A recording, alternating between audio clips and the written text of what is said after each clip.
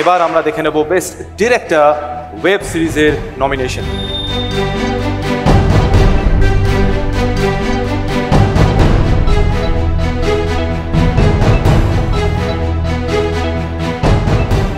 মঞ্চে আসতে অনুরোধ করছি mister Sourav Dhole, managing director of S Dhole group.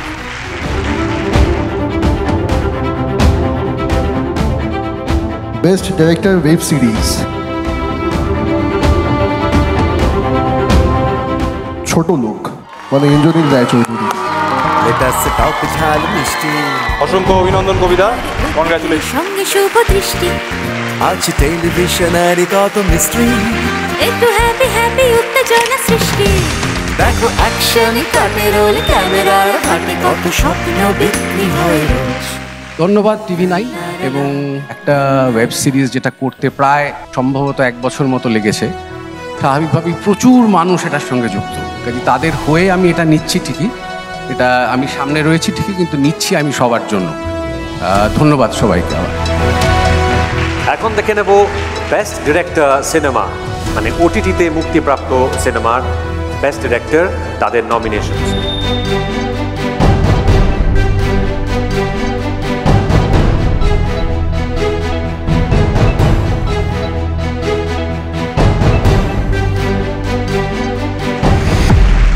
মঞ্চে আসতে অনুরোধ করব miss Rupa Dutta, MD Camellia group and founder Friday, এবং miss Ankita Dutta, director Camellia group and founder Friday.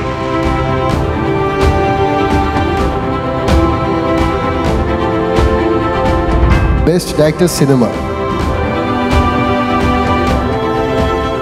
এবং এখানে আমাদের দুজন উইনার রয়েছেন, আমাদের প্রত্যেকের ফেভারিট। ওই জন্যই এতগুলো লোক, বুঝতে পেরেছি। কাকে ছেড়ে কাকে বলবো। সৃজিত মুখোপাধ্যায়, দশম অবতার, এবং নন্দিতা রায়, শিবপ্রসাদ মুখোপাধ্যায়, রক্তবীজ। ঘরের বায়োস্কোপ ঘরের বায়োস্কোপ, ঘরের বায়োস্কোপ, ঘরের বায়োস্কোপ, ঘরের বায়োস্কোপ, ঘরের বায়োস্কোপ, ঘরের bioscope. Thank you so much TV9 Bangla এই পুরস্কারটার জন্যে। It will always remain special. অনেক অনেক অনেক ধন্যবাদ।